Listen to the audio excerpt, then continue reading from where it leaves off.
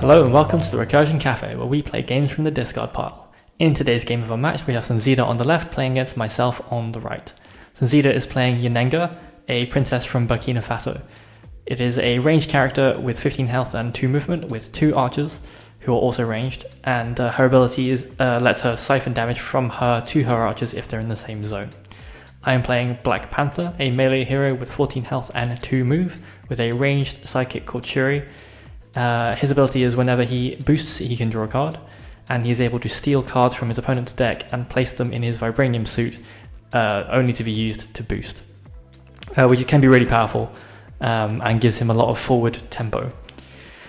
So right off the bat, we have Sunzida maneuvering forward. There's a lot of ground covered in those central 3-zone spaces of this map, so being ranged is really good on this map.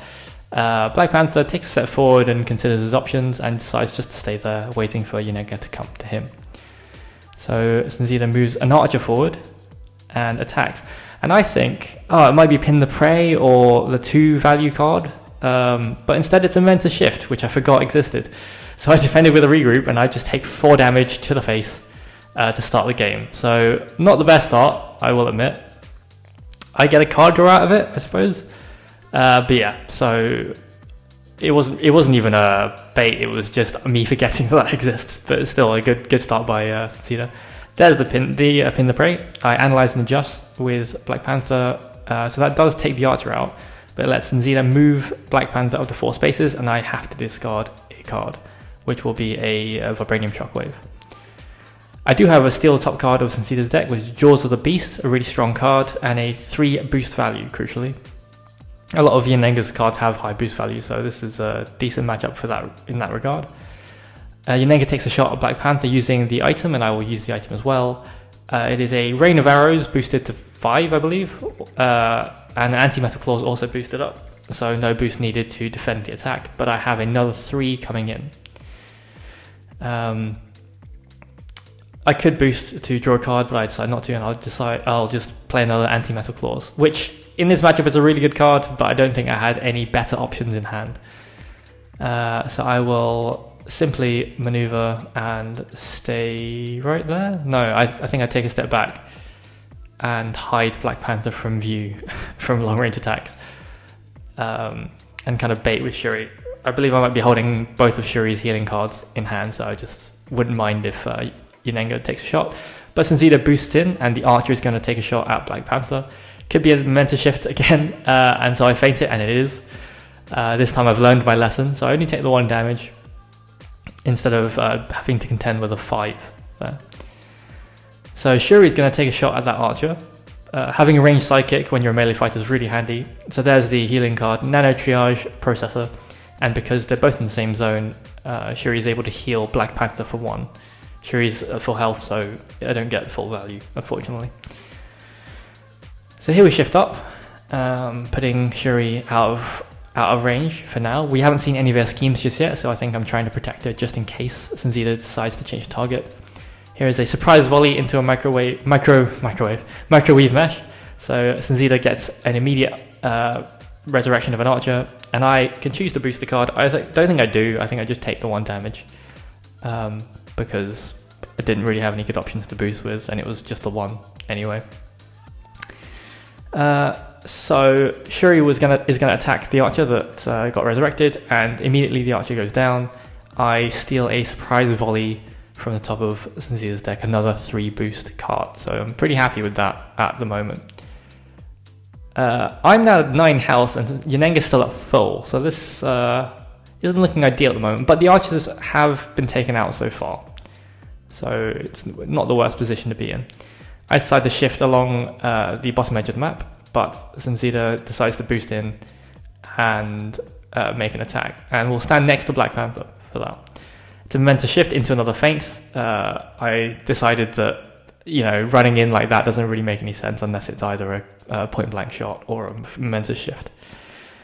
So Black Panther is going to take a swing back because she's right there, and it's a Wakanda Forever into point blank. So I do take 2 damage on the swing back. However, I do boost with both of Yennenga's cards, bringing Wakanda Forever up to a 9. So I take 2 damage and I'm down to 7, but Yennenga takes 7 damage on the swing back, bring her down to 8, which evens the playing field just a little bit.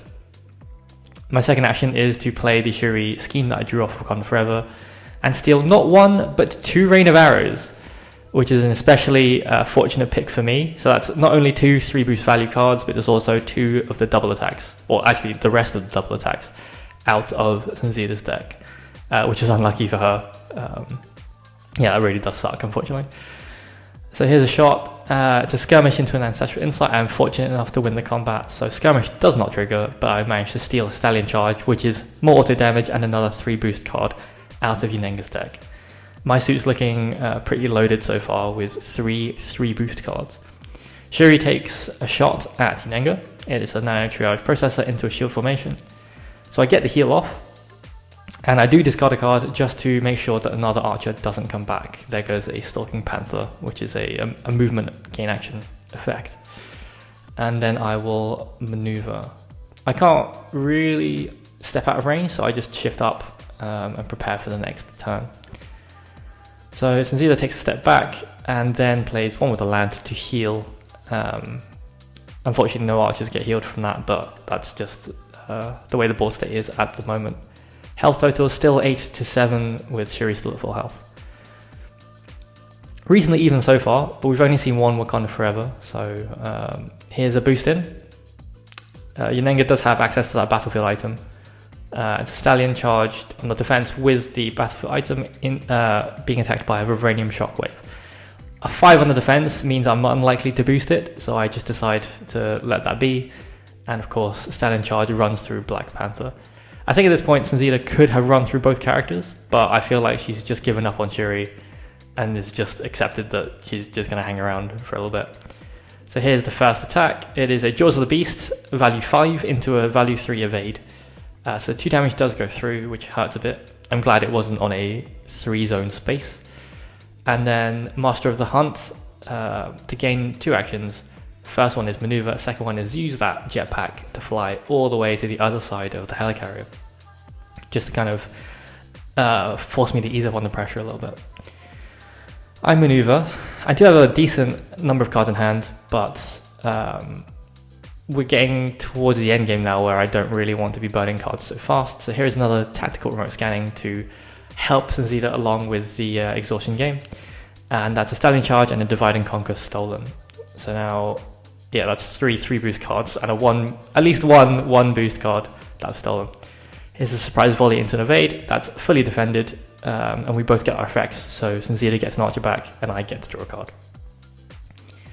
The action game might have been useful there, but I think Sunzida just wanted health, to be honest. So here's an Analyze and Adjust into the Divide and Conquer at range from Shuri. It's 1 damage through, the archer lives, but I do steal a card and it's a point blank, which I'm happy about because that's less auto damage. I have currently 5 cards in the Vibranium suit, so feeling pretty loaded, got a lot of options there in case I want to boost. So Shuri attacks again, it's just a regroup for full value, so 1 damage kills the archer and I get to draw 2 cards, which at this point may or may not be a good thing, but it's too late now, so we'll roll with it. So Yennenga attacks, I believe, Black Panther, again having given up on Shuri, to skirmish into Wakanda Forever. Using Wakanda Forever on defense is not ideal, but I think that might have been the only defense card I had in my hand that was like of a decent value, and I'm pretty low on health at the moment, so I just wanted to make sure it was defended. I boost in, which makes me draw another card, and then I'll attack, and it's another Wakanda Forever into a point blank. And let's do the time warp again. It is another 9 value Wakanda Forever into a 2 value point blank. So far, I've only actually gotten damage through to Yennenga twice, but both times it is 7 damage apiece. But it does mean I draw the rest of my deck, which isn't great because I am on 2 health left after the point blank. So Yennenga just has to get out of range and survive. Unfortunately, it's pretty difficult. She's trying to calculate at the moment. She will boost with Master of the Hunt. You might notice she is moving Black Panther's figure, but yeah, we correct it just here. And so that's about as far as you can get. She is also out of cards, but she's at 3 health left. So if she can survive there's a chance. However, having drawn the rest of my deck, there are 2 key cards in there that I'd actually forgotten existed until they came up.